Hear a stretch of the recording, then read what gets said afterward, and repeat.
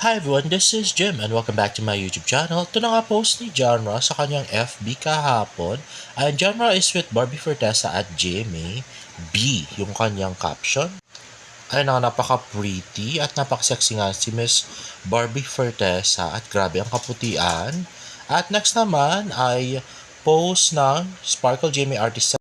Ganito sina Barbie at Julie magpasabog ng ganda ngayong bagong taon. Ayan na nga ang magkumare. At next nga ay, di ba? Number 1 ang P77 sa Amazon Prime. Uy, wow, congrats. Grabe. Yeah. Pataas ng pataas, di ba? Yung first day yata number 4 siya.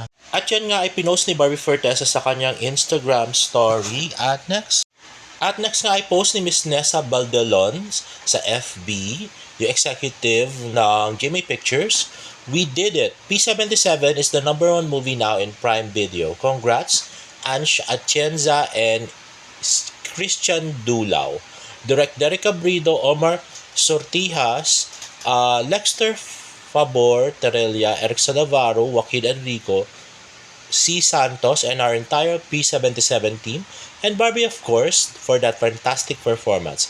Habol ko lang as I never posted about them before. Sound is so important in a horror production, and Emmanuel Berona did such a wonderful work on the design of P77 when Bon de Guzman beautiful score haunted me for weeks after our premiere. Do watch on Amazon Prime and appreciate the prod details of this film. At next naman ay post ng Philippine Entertainment. Sabi, P77 top 1 most viewed movies on Prime Video. Nanguna na ngayon sa Prime Video ang pelikulang P77 na pinagbibidahan ni Barbie Fortesa.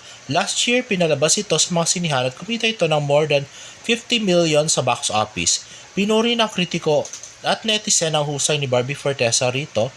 Anya, lalaban ito para sa Best Actress categories sa award season. Ngayong araw, January 14 ay kaarawan ni Yuan Michael na kasama ni Barbie Fortesa sa pelikula Happy Birthday Yuan. Ay wow, kumita naman pala ng 50 million last year. At next nga ay post ng Mighty Clean, bigating panimula. Ayan, napaka-pretty si Barbie Fortesa. 10 kilos nga na Mighty Clean. At next nga ay nirepost ni Barbie Fortesa ang post ng Prime Video PH. Handa ka na bang harapin ang bangungot na bumabalot sa P77? Huwag palampasin ang mga nakakatindig balahibong eksena. At yun na nga, si Barbie at saka si Yuan. At yan napaka-pretty ni Barbie. Ay, ito, paborito ko itong picture na to at yung scene na to. Ang ganda-ganda ni Barbie talaga doon, grabe. Diba? Pak na pak yung ganda ni Barbie dito. At saka dito, diba? Simple pero cute. At yan, parang puyat na puyat si Barbie. At next post ni Tita Ami, our kids won't understand our actions today. Our tough decisions give them an easier life. Our easy decisions give them a tough life. But they will soon keep going. Diba? Parang lessons in life. At next naman ay post ulit ni Tita Ami sa kanyang Instagram story, Latino parents when you're depressed. So, sino ang depressed? Anyway, next. At ito na nga, Jacob Manangan, in-interview si Miss Barbie Fortesa. Barbie Fortesa, sinagot ko may Barda reunion na ba? Ito ang sagot niya, panood. Marami nag-aabang. Kailan na ba ang Barda Reunion? Ang alin? Barda Reunion. Ay, nako. So far, Kasi akala namin magkakapelikula pero ayun na nga. Well, so far, we are both enjoying our solo era, and I'm very, very happy that we are both thriving individually. And but we still have brand endorsements. Yung trending yun, yung game nyo. Oo nga Inuulit ko yung ang fun, pares-pares. diba? Ang fun nun. So, ayun. Ayun na nga guys, so yung premiere night pa yun nung gabi ng Lagi, mga November 24 yata. So, di ba ang tagal na? Parang mga 2 months na bago nilabas. Grabe. So, yun na nga. Wala nga project ang Barda.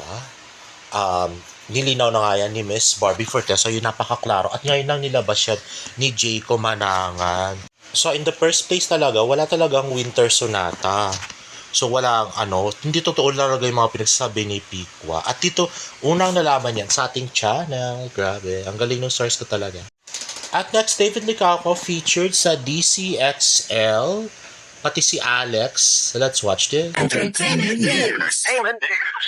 Usap-usapan online ang love life ng aktor na si David Licauco matapos na maispatang kasama umano ang non-showbiz girlfriend sa isang kasal. Sa viral photos, makikita po isang babae na nakadantay sa dibdib ni David habang kumukuha ng litrato sa bagong kasal. Kinilala po ang kasamang babae ni David na si Alex Furaque. Si Alex Manala. Hindi po ito yung unang pagkakataon na naispatan ng dalawa dahil noong August 2025, isang netizen na nag-upload sa TikTok kung saan makikitang magkasama at nag-uusap sina David at Alex sa isang bar sa Siargao. Dahil dito maraming tagahanga na aktor ang nakumbinse na may namumong espesyal na namamagitan sa dalawa. Grabe yun, ang dami na nagbabalita. Kulang na lang, GMA7 tsaka Channel to magbalita noon, di ba? Grabe. Pero yung kay Pikwa na mga chismis niya, yung tungkol sa secret relationship ko noon ng Barda, na kesyo sinundo pa raw si Barbie Fortesa sa kung saan. Yung pinagkakalat ni KJ Abelino na sinundo daw si Barbie Fortesa ni David Licauco sa AOS. Puro mga kasinwaling.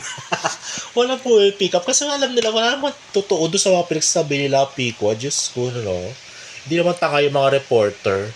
Anyway nga ay Instagram story ni Miss Barbie Fortesa, new vlog with Madam Eugene at YouTube. Let's watch this.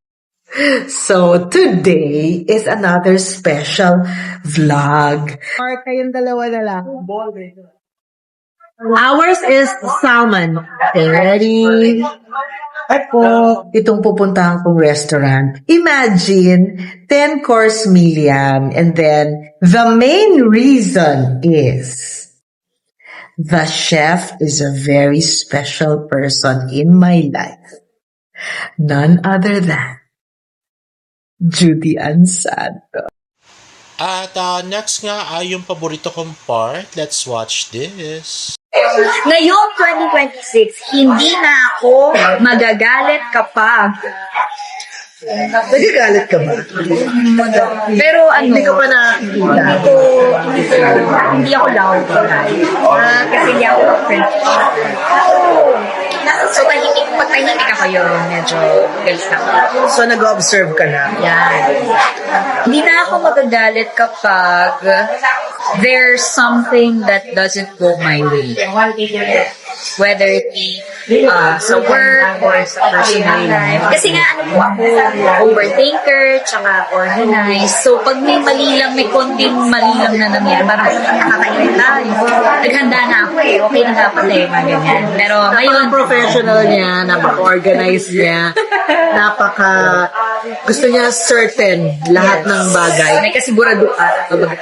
So if I am going to advise you how to choose or how to know that the man is the right man for you, Sige, put alcohol. Grabe. Di pa baka-move on. Grabe, Barbie. Sa bagay ako, nainip na rin ako. Ba't pa naman dumating yung Mr. Right kay Barbie Fortesa? Para, hindi na siya dinidikit kay David, no? Nakakainis. Para matigil yung mga dilulu. Nakakagigil. Yun ba man? Ayun, di ba? Halatang halata naman na matagal ng single si Barbie Fortesa. Pero pipilit pa rin may relasyon sila ni David, di ba? Hindi ka ba magigigil doon? Kung ako yung yung single, di ba? Tapos pipilit ka sa may jowa ng iba, di ba nakakagigil? Kaya nga si Barbie, iwas pinag-uusapan yung love life niya. Kasi wala pa siyang love life ngayon. Kukulit na mga dilulu. Si Lapico talaga nagsisinungaling lang para magkapera. Grabe. Anyway guys, if you like this video, please give it a thumbs up and please subscribe to my YouTube channel for more Barda updates in my next vlog. Bye!